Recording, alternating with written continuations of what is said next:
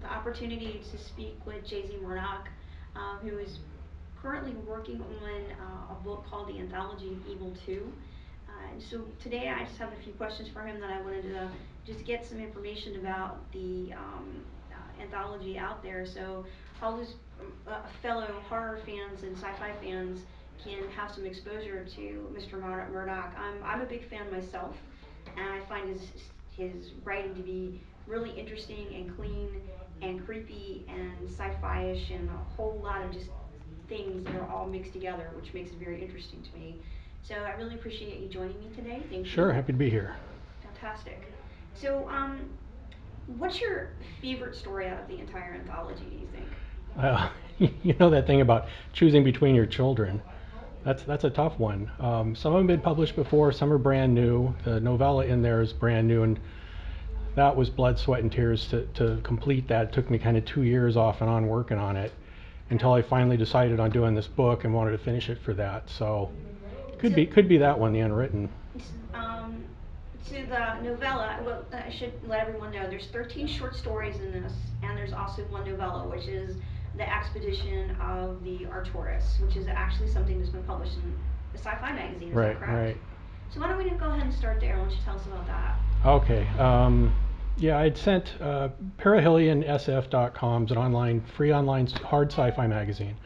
And he had started, Sam, the editor, had restarted it from the 80s. It was a print, and then he restarted it as just an online. And he was looking for new stories, and I submitted several to him, and he finally picked this one.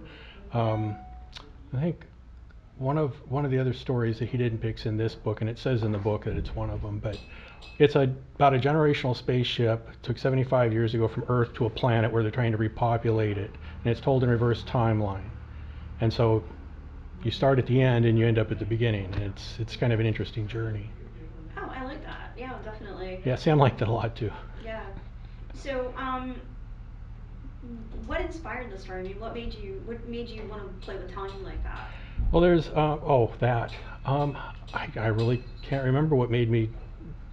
I guess there's kind of a punch at the end, and I wanted to sort of cloak that until the end, and I just thought maybe I'll just start at the end and work backwards from there. There you go. Okay. So really, it was just something that was kind of to give the story just sort of a different feel and get more of a punch to that ending for Yeah, you. it really does. Okay. And that's one of the things I really like about your stories too, is that you're not really just a horror guy, and you're not really just a sci-fi guy, but you really do meld the two together, and that's something that I Thanks. really enjoy about your writing. Um, and saying that brings me to Johnny's Apple Tree, Hmm. which I found that to be, another one of those melding of the two genres. So why don't you tell us about that one? That that's kind of a weird story. It's about like a little kid, just like 5 or something, on an alien planet. So he's an alien kid, and it's I just wanted to write it as like a little kid's tale, and then kind of go off the edge towards the end, which I think it does. I don't want to say too much about it because it'll sort of blow the ending for it, but it's just kind of a happy little. He lives in a house in a big field and stuff, and his parents are great, and they're intellectuals, and they have parties and things like this. But it's just told from his perspective, so you got to understand that when you're reading it. If it seems pretty simple, it's like what's going on here? It's because it's from a child's perspective. Okay. And that's not the first time that you've done that, correct? Isn't there another story that you write from sort of a children's perspective in your Yeah, it's a Death of theme. Heaven? It's a theme I seem to come back to, and it actually goes back to the novella in the first anthology of Evil called Andrew, Okay. which is about a little boy who's about 5. Well, touching on how you like to write from the perspective of a child, was it, is there anything possibly that really comes into play because when you were a child, were you dreaming of being a writer? Is that I started reading pretty young and got right into sci-fi, okay? and always tried to read the best writers that I could, or in anything I did. And there was a series of books from the 50s, I think, that was based on like young boys and going out to space or whatever, and they were just so much fun to read. It was a great project that they did, and I'm glad I got to read it. So there was that, and things about my own childhood, and I have a degree in psychology, and I wrote Andrew back when I was in college Okay. about this little boy who had really, really smart parents, but they kind of used him as an experiment to make him really smart and stuff. And it just he takes a really weird journey. Okay. So that's at the end of my first book, Anthology of Evil, and I wanted to do something like that for this book too. So this was actually one of the stories I sent Sam at Perihelion, and he was like, just missed the mark for me, sorry. He doesn't like things that are a little too much horror, he just wants sci-fi. Okay, so this one ends up being a little more horror, you think, at the end? Well, all right, quite a bit. Quite a I bit. thought Okay. maybe he would bite it, but no. Okay. So, and in the sci-fi horror, I mean, the two being married together, it's not a new concept, but I like the way that you do it. The Thanks. journey that you take the reader on is pretty vivid, and I think that's so important for a writer to be able to really get that imagery in there. What do you think is Who do you think has influenced you the most from other writers that has inspired that imagery in you? Oh. Who am I trying to think of? Ray Bradbury, for I sure. love Bradbury. Yeah, love Bradbury. I read Poe when I was younger. Um, there's a few others like that. I can't think of their names right now, but yeah, I love Ray Bradbury. He's one of my favorite. Harlan Ellison, for his kind of acerbic edge to his stories. Right. Okay. Fantastic. So were you glued to the TV watching the Ray Bradbury Theater when you were Oh a kid? yeah. Oh yeah, absolutely. What was your favorite? Oh, I can't remember. It's been so long since I've seen those. I saw a couple of them just not too long ago. It was like, whoa, I forgot this show existed. But that's it's so nice to like YouTube and different things that are out there. You can see stuff, or even just so many streaming media sites where you can pick up things that you don't even remember in some cases. Right. Yeah. Yeah. It's true. Finding those old classics. Um. So let's actually just move on to the novella that's in the book. What what inspired you to do 13 shorts and then a longer story? Well, the novella came up a couple years ago, and even a year or so before that, I came up with the title "The Unwritten." I just thought, how are you going to write something called "The Unwritten" because it's unwritten, Right. and so I just put that away for a while, and then I got on Wattpad. If you know what Wattpad is, a bunch of authors will go out there and they'll write stories and start their story there and finish it somewhere else or something. And some people have gotten picked up to publish books off of that. Okay. So I thought I'd check out that medium a couple years ago, and I started writing this story. And I got the idea of writing about 3 different universes, people in 3 different universes, to try and pull them all together in the end somehow. I like writing myself into a corner and trying to get out, or coming up with a way of looking at things that other people don't, or writing what I would like to read. Oh. Okay. And so I took 3 completely different universes I thought it made no sense putting them together, and try to find a way to make them all come together in the end. And as happens in a lot of my stories, maybe a lot of writers' stories, that you get along about 3/4 of the way through it, and you suddenly are going down a path you had no idea that's where you were going to go with this. And that's kind of what happened with this. The story dictated where I had to go at that point. What I like about it is it's creepy. It literally, I felt like when I read Queen of the Damned, that creepy, is someone else in the room with me Yeah. feeling is Yeah. what the Unwritten gave me. And um, and that's such a hard thing to do. I mean, how do you think that you're able to actually evoke that emotion and get that to come out in that story? Boy, I don't know how to answer that one. Like I said, I started it 2 years ago. Would go back once in a while and add a chapter or something to it.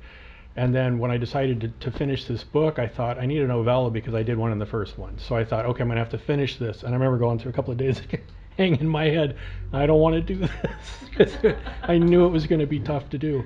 And I just went, the heck with it, sit down. I started writing it, and it came a lot easier than I thought it would, but it was still a lot of work to get it done. Okay. But it really did take about 2 years off and on to get it done. Without giving too much of it away, can you give people who are watching this a little more insight into kind of the journey that the character takes through the Unwritten? You're gonna have to give It's such a bizarre story. Just focus on the journey.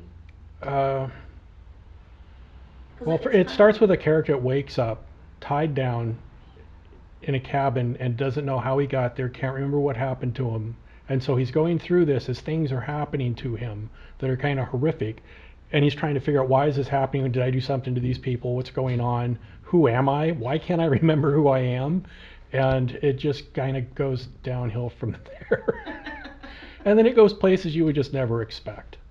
And then the ending, well, I think when you get towards the ending, you're not going to see what happens coming. Okay, yeah. Definitely a surprise ending is always a happy thing when you get to the end and you haven't figured it out, because that's what always ruins it for me is when I read somebody's, You see it sort of coming. story and I know what's going to happen. Yeah, Yeah. it totally ruins it. Um, Now, talking about the Queen of the Damned and comparing you to Anne Rice, um, Anne Rice always talks about how Lestat was in the room with her when she would write, and how that character would come to life for her. What character have you written that you feel like has been with you and has stayed with you? Oh, that's a good question. Um, I guess I'd have to say Andrew because I wrote that in like 1983 in my first fiction writing class, and my teacher hated it. I mean, you could just see that he hated that story, and everybody else in the classroom in Fiction 101 was just stunned, and they just loved it, and he couldn't figure out why they didn't like it or why they liked it, and he didn't. Right. And I remember him saying, "Well, you've got to gauge your audience." And I said, "I did." And he looked around the class and realized I had, except for him. And he said, "I just felt like you were just giving it to me too much." And maybe because he was so much older than the rest of us at the time or something, and I was clicked into a younger audience. Yeah. Um, but I went from that story and sort of built Death of Heaven, my second book, on that. Which, unless you read the first story, you're not going to know what exactly all is going on. I mean, the book stands on its own, but then you can go back and read the novella and go, well, I didn't see that's where all this came from, kind of. Okay. It gets pretty deep, but it keeps coming back for some reason. What do you think it is about short stories that attracts you? Why do you enjoy writing those? Um, I because I kind of feel and see completely different universes, and it's just easy to jump into something and then into something completely different. It's really refreshing. Okay. Whereas with a book or I write screenplays, it takes so long to get to the end of that you're really ready to move on to something else. So basically, there's so many aspects to your writing that you really want to get them out there, and you really get into the process. It Right. sounds like Yeah. you want to share that. Well, it's so much fun. It's like going for a day hike sometimes. Like there's a couple of stories only a couple of pages long in the Anthology of Evil 2. Okay. And that's just kind of fun. One of them won a best tension in a little teeny short story contest. Which one? It was just on LinkedIn. There's a group of writers that was just kind of doing it among the writers and Oh, stuff. okay. And it was like a 2-page story. I would definitely give you best creepy from the unwritten. Oh, cool. I'll take it. Thanks. um, so overall, and with everything that you've written, taking into consideration, let's get away from the anthology for a minute. What do you think has been your absolute best work? Your absolute favorite thing? Hmm. Or maybe not even your favorite, but it seems to be the one that everyone else likes.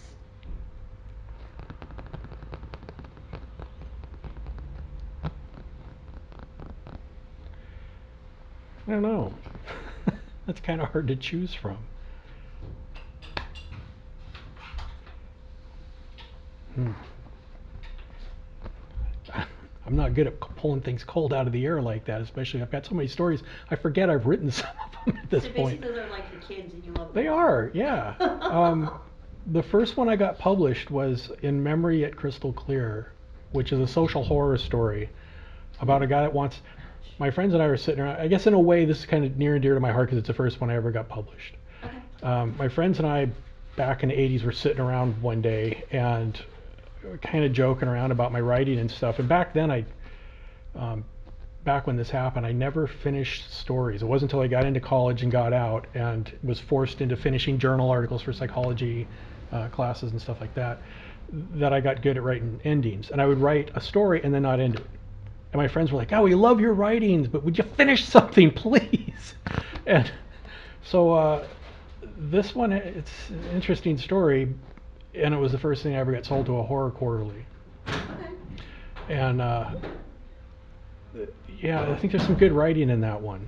And that's the very first story in my first anthology of evil.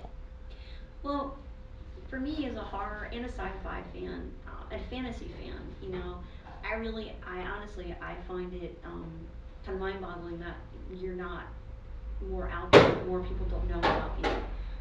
And that's one of the reasons that I wanted to do this interview today, because I really Thanks. would like to expose you more to the people out there who really do enjoy those types of stories and how you meld things together like that. Mm. I think the people like me who like the different genres and aren't not just horror, not just fantasy.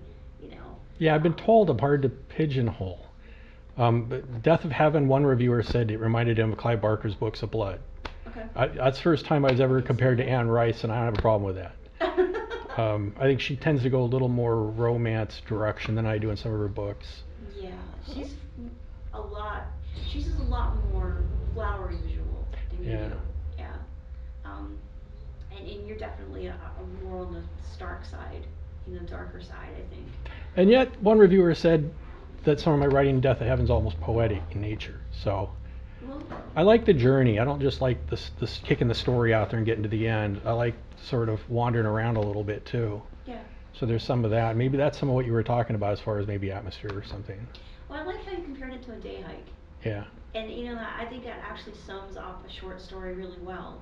Because you're going on a short journey, and the way you take the reader from the beginning to the end is, it really is kind of like you're hiking along with the Mm. characters, and then you end up in, wow, where am I? Well, and some of my favorite authors when I was younger were really, really good short story writers, and I Okay. really loved that. Just it doesn't. It's nice to read a book where you don't want it to end. Yes. And some really good books, 700 pages long, it can last you as long as quite a while and stuff. But sometimes just to knock something out and just go, wow, that was great, that was fun, and then go to the next one, it's completely different.